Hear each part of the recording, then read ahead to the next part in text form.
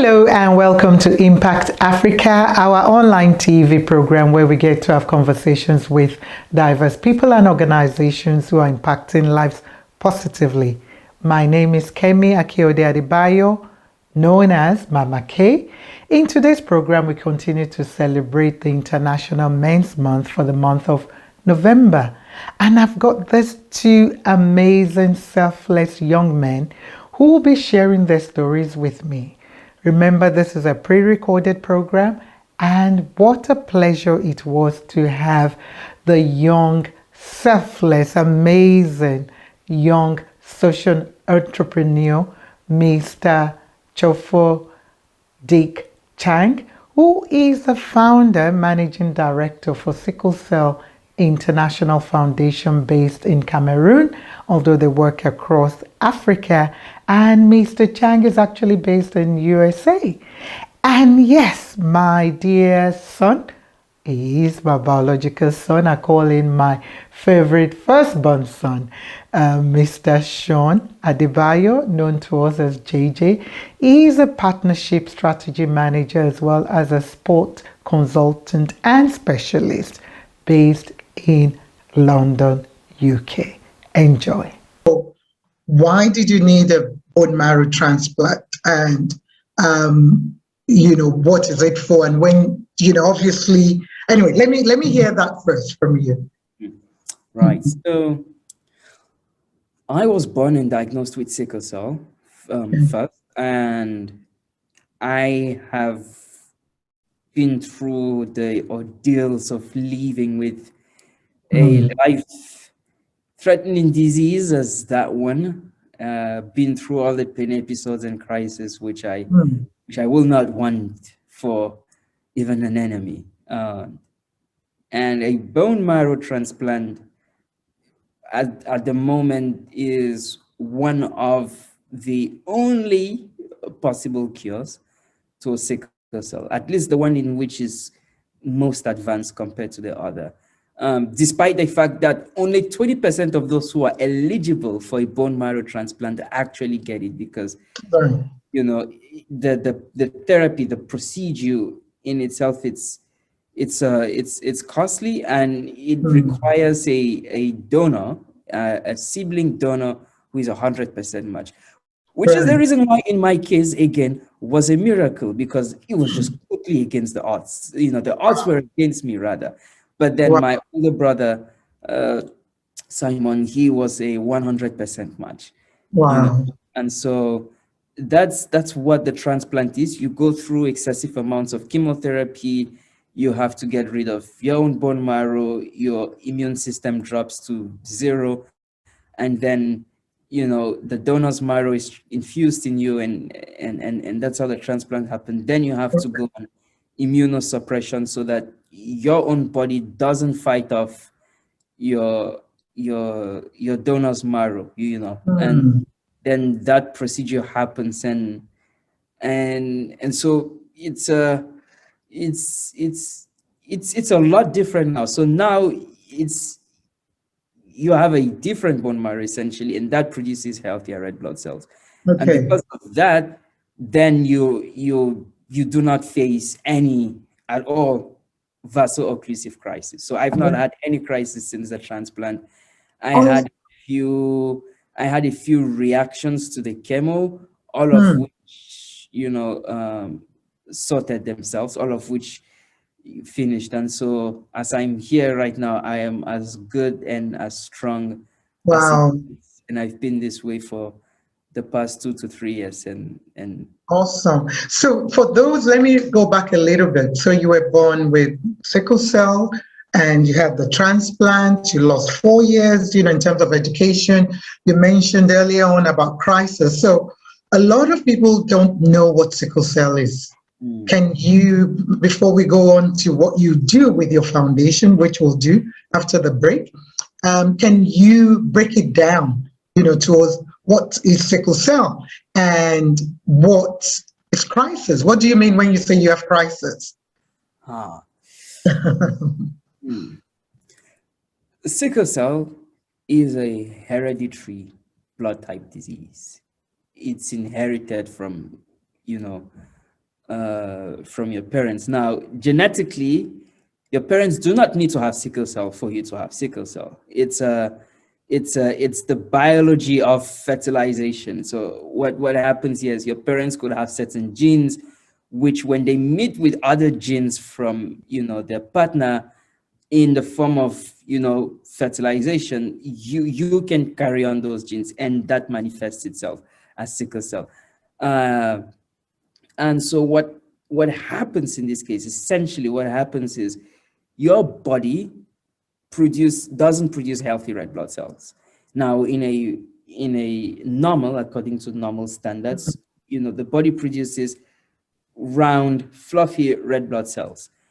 In someone with sickle cell, the body produces sickle. So it's a hook-shaped red blood cells, and these red blood cells do not adequately transport food, water, and oxygen to the rest of the body and to the vital organs in the body. As a result of that, the patients tend to experience organ damages, tend to experience, shortage of blood in very important areas, tend to experience swellings, and the most prominent of it is a pain crisis. And so a pain crisis, I'd like to describe to you as, think of bashing your knee or your shin bone against the table, and think of constantly doing that, or hitting an iron rod against your bone constantly. I mean, a huge rod with a lot of force, and think of experiencing that pain stretched out over 3 weeks. So you're constantly living through intense amounts of pain that you're living when you are in a crisis. That is what a crisis is like. And so, the first thing is about like pain management. You're just screaming the whole time. Again, I'm not exactly sure if you do get the imagery, but if you have to keep bashing, I'm imagining it, but I bone, don't think I will get the pain, the way you with iron for extended periods of time. You can't walk, you can't think properly, you can't talk, you're irritated. It's really not the best sight you want to see someone in. How or why did you start Sickle Cell International Foundation, and when? Interesting. We started, when I say we, I mean pretty much, my mom and I. Okay. And we had just gotten back from India. We probably still are one of the first known cases who have actually successfully undergone a bone marrow transplant in our area, because a lot of people who equally embarked on that journey came back feet first. And so we decided to go out and just talk about it, create a conversation around it, start that discourse around it, demystify what this disease is. Let's talk about sickle cell. Let's engage in that conversation. What do you know about it? What is it about? And here is someone who has been through that experience, who has undergone this treatment. What can we do about it? And so these were the questions which, as we were answering, led to the formation of the organization. Our license to operate. When was this? Which year? It's 2017. Okay. This is my first year of bed rest, because the transplant was in 16, all the way from June till October, November, if I'm not wrong. And then 2017 now was about, okay, let's start answering these questions. And then, that's where we started the organization. We were just leveraging our knowledge. Okay, we know someone who, can assist us in here and there. And we were able to support a lot of people. And we decided to, go full front and get the organization, get it running, make it more formal. And so we got a license to operate sometime around October 2017. And from there, I have, been a lot engaged in the strategy and the planning and the mission and the people. And I have put my mom in charge of, the support groups, the engagements, Right. and all the right. So we have a that's a lot about the organization and its beginnings. And I will say we've been really fortunate over the years to now support 124 plus families and counting. Get those numbers Well up done. to 300 over the next few years and to 1,000. We have saved these families over $60,000 in medical expenses. We are now operating out of Cameroon and South Africa. So we're fortunate to have one of the largest law firms in South Africa do pro bono for us in setting up offices and advising on our use of patient data. We we have we've had recognition, we've had approval, we've had support, we've had partnerships from people, Turkish Airlines, Melinda Gates, Polyclinic Bonanjo, Marco Rentals, AL for Health. And so we've had all of these amazing people who have come in one way or another to push the work further.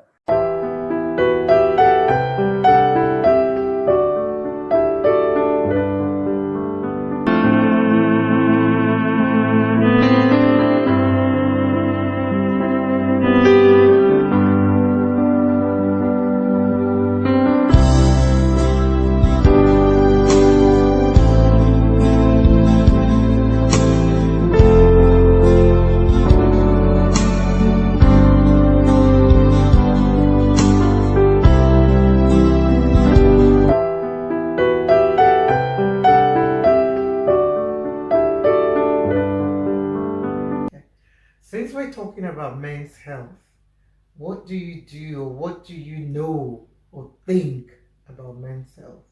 When you say men's health, what do you think? What does that mean to you? I mean, if you're talking, health is mental health.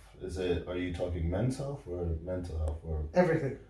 Everything about men's health. I don't think it can be defined as just men's health. It's just health and well-being at that point. And then from my perspective, it's just whatever sort of channels that you can be healthy in, mind, body, soul. It's just addressing that in whatever formality you want. So if it's the gym for the body, if it's, religious ventures for the soul, and then if it's being a student, reading books, going to school for the mind, then these are the ways that you maintain health or, address health in these sort of factors. And what do you do to look after your health?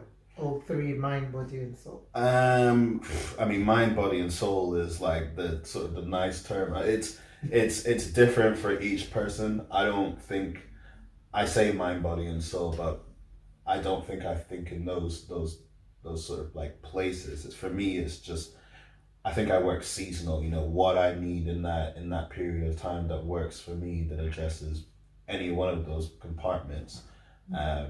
In terms of if it's the mind, that it's reading or watching documentaries, which I actually don't do much of. But that's my point. I choose certain times to enter that realm because I maybe feel like I need it or it interests me at that point. But it's not a continuous thing. I might actually not need to, like address my mind. It might be a body sort of thing. And then I go to the gym, I play sports with my friends. But there's no right way to do things. Like someone else who is addressing these factors in their life might just stay home. I like staying home on the weekends.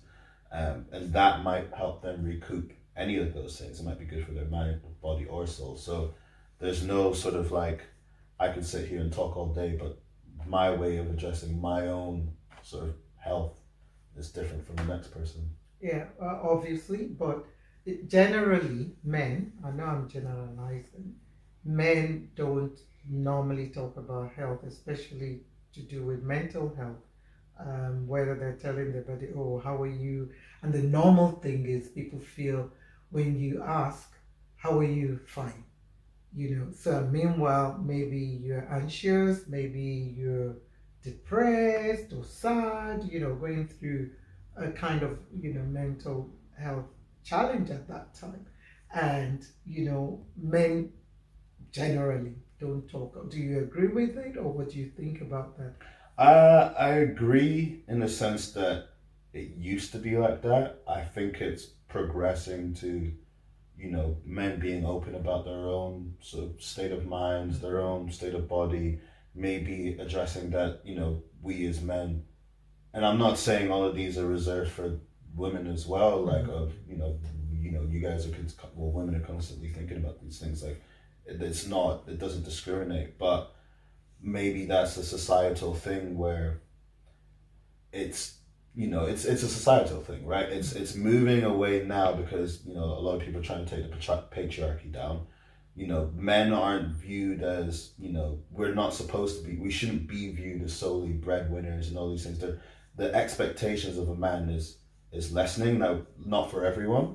Okay. But because so that's a generational thing. I think it's a generational thing. Like you have, the baby boomer generation that was all about hard work through the Industrial Revolution and no time to talk about feelings. Your wife stays at home, makes food for the kids. You go out, you go to the mines. You come back. You're all grog. You don't have time to talk to your wife, and so that's the older generation. I think nowadays, it's healthier for men are in a better place to speak about these things freely. I mean, Arvin's and the Ruby's off camera, but we had discussions throughout last year about all the things that we're not talking mental health aside here, but just things that even men just don't talk about. And so a lot of the things that was happening in the news, like the racism aside, but like the fear that women are going through, what happened in here with the policemen in Clapham, we talked about that, and we that is happening more so now than it used to. Okay. And although me and Arvin don't align with horrible men, we still chat about it. So, and I know I just deviated from mental health, but it's just we're just talking more. But in terms of why you think mental health and men hasn't come to the forefront, it's the societal standards. Okay. It's other men may view other men as weak because they're letting their feelings come to the forefront, and that wall I think is coming down. In some places it's still up, but generally I think men are talking. So what more can be done to break the wall further? Because I believe more still needs to be done. What can you do? I mean, what has been done in the past? I mean, you're talking to me in November, right? You're thinking maybe November, and people use that as the 1 month to address men's health. Doesn't really impact. 1 month out of 12 doesn't really impact. So it needs to be done. I don't think so. I think there's flashpoints in time that require discussion.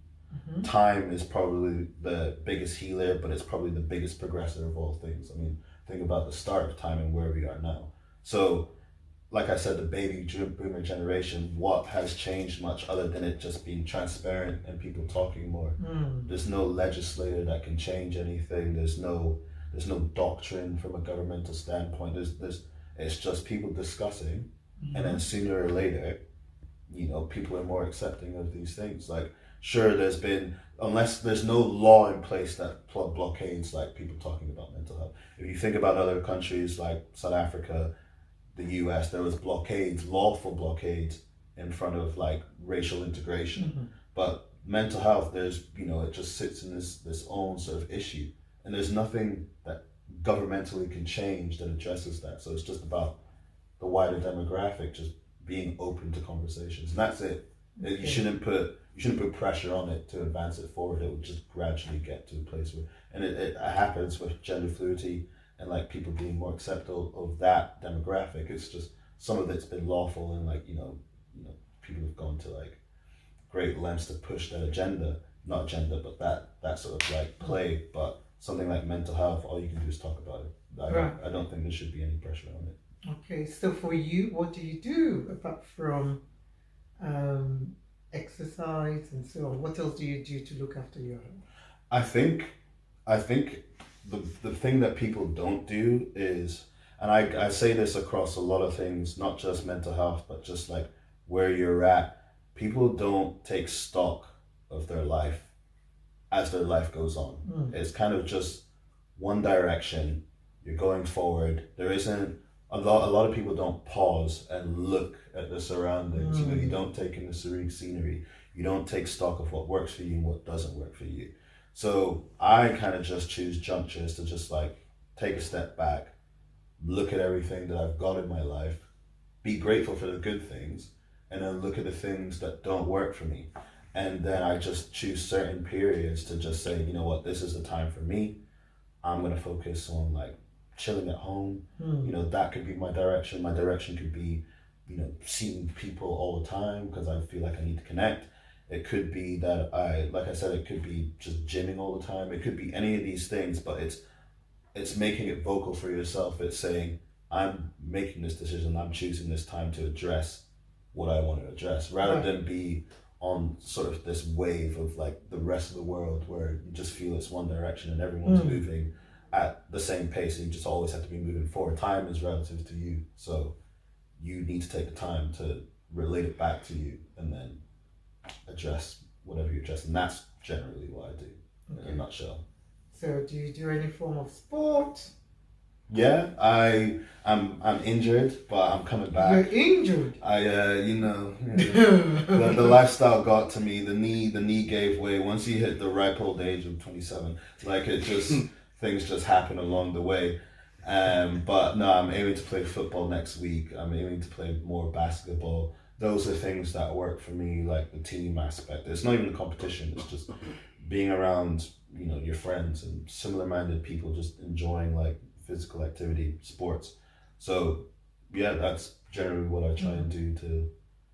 And that because I know you and you're my son, I know we started you very young with fitness and exercise, with taekwondo, rugby and everything at a young age. Do you think that has helped you, in your love and passion and commitment to staying fit and keeping fit?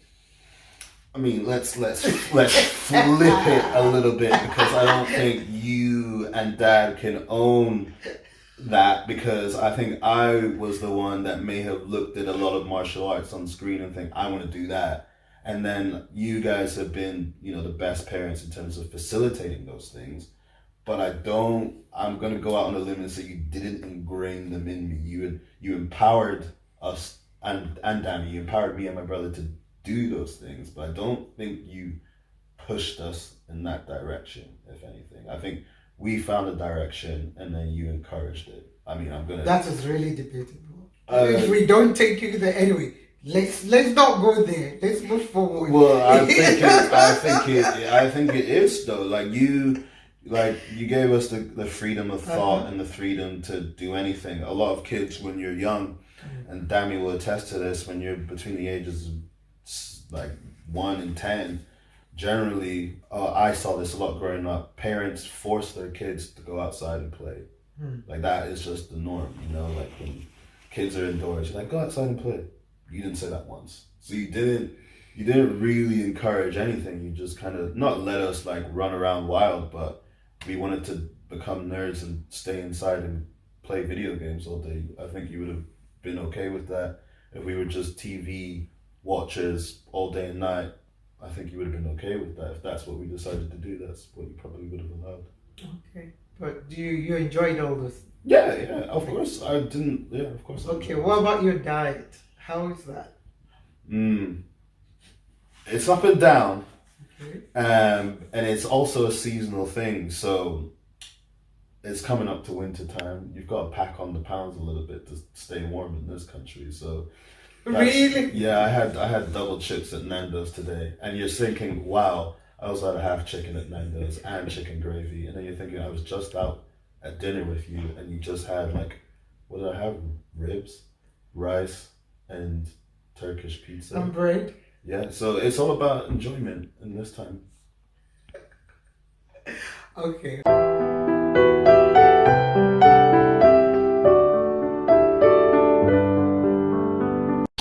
Wow, what an amazing young man Mr. Nchang is, even with his own personal health challenge, with sickle cell.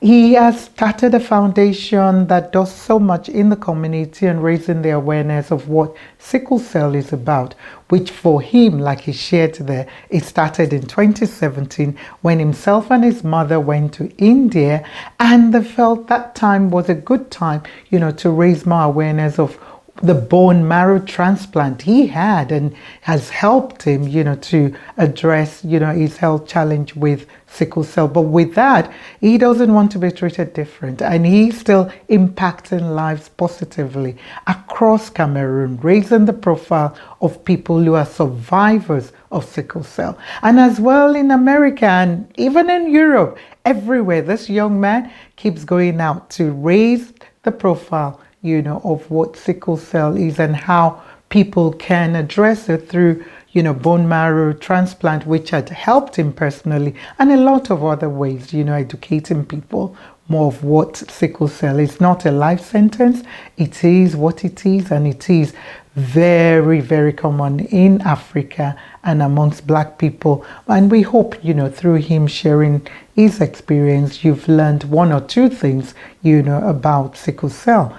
And as well as young JJ sharing, for him what health means as a man. Yes, it's about body, mind, and soul. And, the fact that he tries as much as he can, to do sports with his friend, and as well as read, and as well as other things that he gets engaged in. And I believe, like both of them are doing, raising the profile, of men and helping, to challenge some of the myth, about men not looking after their health. But I've really enjoyed, and I felt so humbled listening to the stories of these two young men, and especially Mr. Nchang. And I can't wait to hear more about what he's up to of late.